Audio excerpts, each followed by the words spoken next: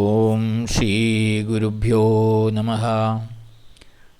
മനുഷ്യനിൽ ആത്മീയവും സാംസ്കാരികവുമായ ഉണർവ് പകരുന്നതിന് വേണ്ടിയുള്ളതാണ് ക്ഷേത്ര ഉത്സവങ്ങൾ. എന്നാൽ ഇന്ന് ആത്മീയവുമായി യാതൊരു ബന്ധവുമില്ലാത്ത കാര്യങ്ങളാണ് ഈശ്വരൻ്റെ പേരിൽ ക്ഷേത്രങ്ങളിൽ സംഘടിപ്പിക്കുന്നത്. ഇതുമൂലം ജനങ്ങളിൽ സംസ്കാരം വളരുകയല്ല, നഷ്ടമാവുകയാണ് ചെയ്യുന്നത്.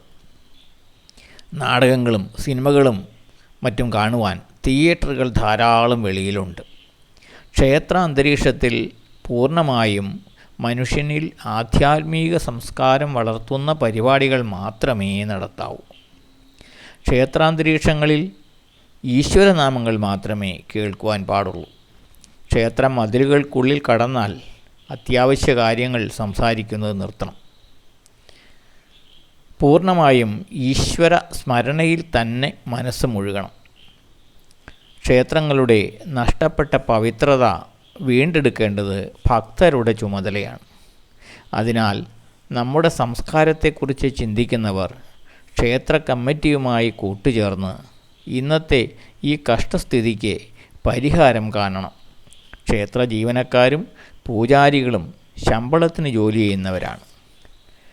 അവരുടെ കുറ്റവും കുറവും നോക്കി ഹിന്ദുധർമ്മത്തെ ആരും അളക്കരുത്. അവർക്ക് തെറ്റ് ചെയ്യുവാനുള്ള സാഹചര്യം ഉണ്ടാകാതിരിക്കുവാനാണ് നമ്മൾ ശ്രദ്ധിക്കേണ്ടത്.